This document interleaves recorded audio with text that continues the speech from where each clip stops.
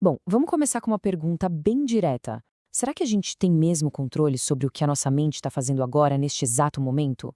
A resposta pode ser um pouco chocante. A gente tem muito menos controle do que imagina. Parece uma pergunta meio boba, né? Fala sério, um gorila. É grande, peludo, totalmente fora de contexto. Seria impossível não ver uma coisa dessas.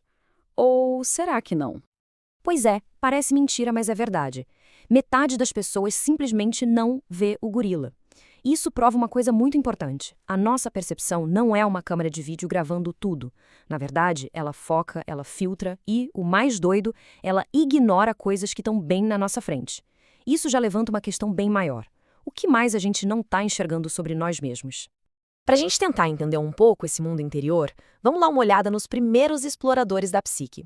Eles foram os que criaram os primeiros mapas da mente, que, querendo ou não, a gente ainda usa como referência até hoje. O Freud, ele não enxergava a personalidade como uma coisa só, unificada.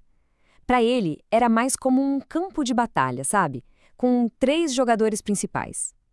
Uma estrutura que, no fundo, descreve um conflito que todo mundo sente lá dentro.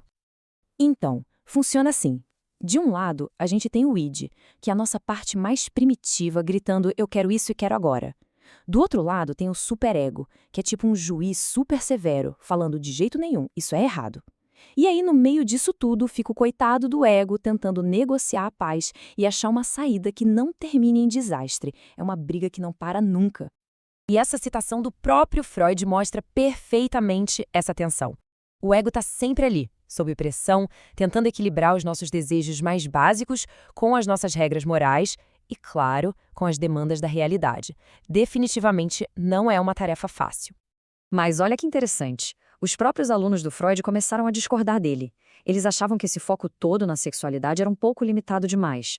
O Adler, por exemplo, dizia que o que move a gente de verdade é a busca por poder, para superar um sentimento de inferioridade que todos temos. Já o Jung foi ainda mais longe, propondo uma coisa quase mística, uma espécie de sabedoria coletiva que a gente herda. O Jung chamou esses símbolos universais de arquétipos. Pensa só, o velho sábio tipo Gandalf, ou o malandro, que é a cara do Pernalonga. Segundo Jung, essas figuras não são só personagens de história, são padrões que vivem lá no fundo da nossa psique, herdados de gerações e gerações. E todos nós teríamos acesso a eles através do que ele chamou de inconsciente coletivo. Ok, vamos deixar um pouco de lado essas grandes teorias e dar uma olhada em como essa complexidade toda da mente aparece em pequenas falhas, pequenos bugs do nosso cérebro no dia a dia.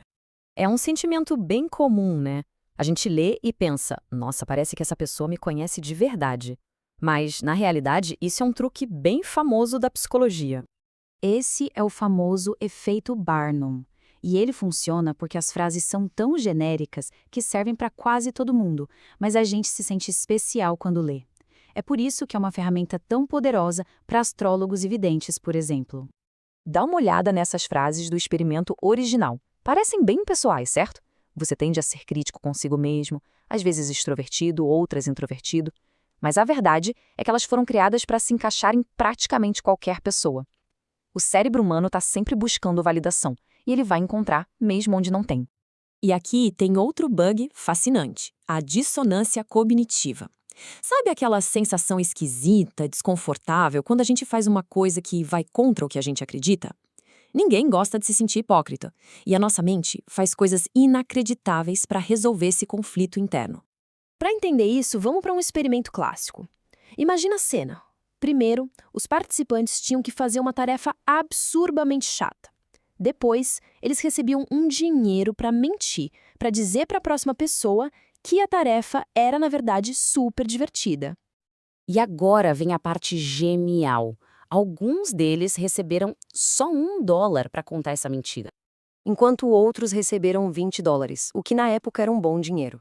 A grande pergunta é, qual dos dois grupos acabou se convencendo da própria mentira? E aqui vem o resultado que ninguém esperava.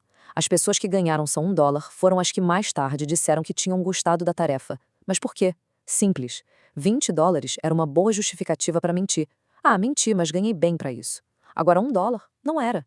Para resolver o conflito de eu sou uma pessoa honesta, mas menti por quase nada, a mente delas fez uma coisa radical. reescreveu a memória. Elas se convenceram de que a tarefa nem era tão chata assim. Essa capacidade da mente de se justificar é algo muito poderoso. Mas quando essa vontade de consertar o comportamento humano se volta para os outros, a história da psicologia infelizmente mostra um lado bem mais sombrio.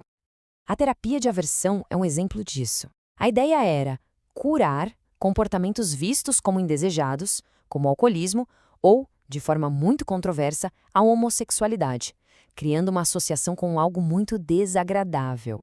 Em uma das tentativas de curar a homossexualidade, lá nos anos 60, um único homem foi submetido a 4.000 choques elétricos. O objetivo era criar uma aversão física e psicológica. E essa citação resume a gravidade da questão ética. Onde é que termina a terapia e onde começa a tortura? É um lembrete bem pesado de como essa busca por consertar a mente pode levar a caminhos terríveis. Certo. Então a gente passou por gorilas invisíveis, batalhas internas, truques do nosso cérebro, o que a gente tira disso tudo no final das contas. Fica bem claro que a gente não é exatamente o mestre racional do nosso próprio universo, como gostamos de pensar. Somos influenciados por forças que mal entendemos, somos vulneráveis a truques bem simples e, ainda por cima, somos mestres em nos enganar só para manter a nossa paz de espírito. E tudo isso nos leva a uma última pergunta. Se a gente não vê o gorila que passa na nossa frente e até reescreve as próprias memórias para evitar um desconforto, quanto da realidade que a gente vive é, bem, real? E quanto é só uma história que essa máquina complexa, falha e absolutamente fascinante dentro da nossa cabeça conta pra gente? Fica aí a reflexão.